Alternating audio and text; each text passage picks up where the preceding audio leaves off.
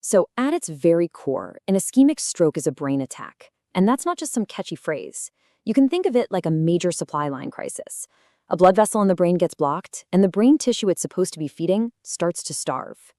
Getting this is really the first step to understanding why the response has to be so incredibly urgent. Here's how we're going to break this all down.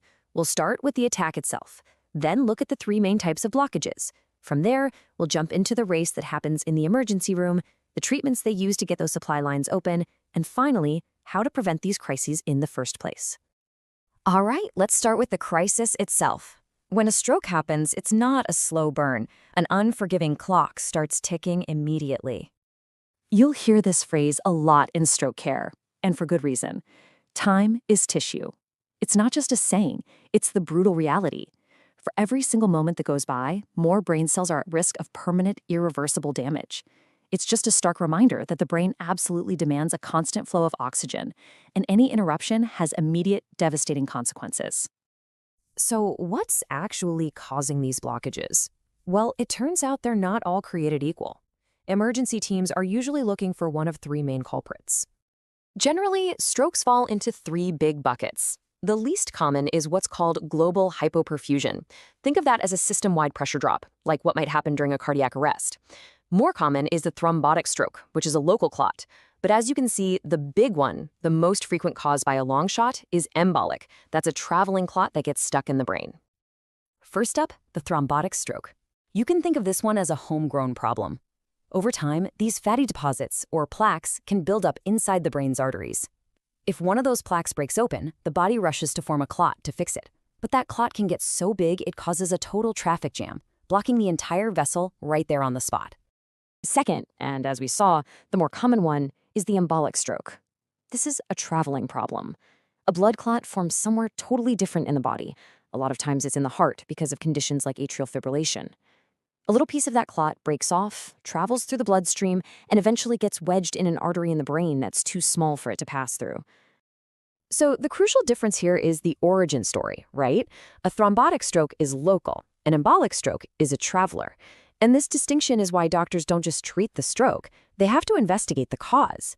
Figuring out if it was a plaque problem in the brain's arteries or a clot that came from the heart is absolutely essential for preventing the next one. The second a patient with stroke symptoms hits the hospital doors, a high-stakes race against time kicks into high gear. Everything they do is prioritized to get a diagnosis as fast as humanly possible. So, with that clock just ticking away, what's the one single thing doctors have to do before they can even think about what treatment to give? It's a non-contrast CT scan of the head. And here's the critical, kind of counterintuitive detail. Its main job isn't to see the ischemic stroke. In fact, the damage might not even show up right away. No, its job is to rule out a hemorrhagic stroke. That's a bleed in the brain. The treatments are polar opposites, and giving a clot buster to someone with a brain bleed would be absolutely catastrophic. And the whole goal of this frantic race is to save something called the penumbra. Think of it like a wildfire. You have the core of the fire that's already burned everything. That's the infarct. That tissue is gone. But all around it, you have the penumbra, the trees that are scorching hot and just about to catch fire. That's the struggling, salvageable brain tissue that you can still save if you get that blood flow back fast enough. So once that CT scan comes back clear, no bleed, the entire team's focus shifts to one single objective: reopening that blocked artery and getting blood back to that starving brain tissue. And they have to do it now. Doctors are working with some really strict timelines here. For a lot of patients, a powerful clotbuster drug is most effective within the first few hours. That's the golden window. But for bigger blockages, there's a procedure to physically pull the clot out. And that can be an option for up to 24 hours after symptoms first start. The way the clot-busting drug TPA works is pretty brilliant. It essentially hijacks your body's own natural clot-dissolving system and just cranks it up to 11. It triggers this cascade that creates what are basically molecular scissors that go in and snip apart the fibrous mesh holding the clot together, causing it to dissolve so blood can finally get through again. Now, what about those really big, stubborn clots that the medicine might not be able to handle? Well, for those, specialists can perform what's called a mechanical thrombectomy. It's incredible. They guide a tiny catheter from an artery, usually in your leg, all the way up into the brain.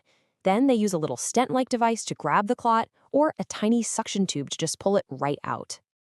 Okay, the immediate crisis is over. The patient is stable. Now the focus pivots to what is arguably the most important phase of all, making sure this never, ever happens again. And here's what's so crucial to understand. The biggest risk factors for the plaques and clots that cause these strokes, well, they're largely things we can actually influence. These 5 right here are the top targets for prevention, because every single one of them contributes to the underlying disease in our blood vessels. And this is why this matters to every single one of us. Prevention is not a passive sport. It's an active defense. Managing things like high blood pressure and cholesterol directly fights that plaque buildup. Managing heart conditions can stop those traveling clots before they even form. It's all about working with your doctor and taking control of your health. So we end with this thought. Understanding the mechanics of a stroke isn't just an interesting science lesson.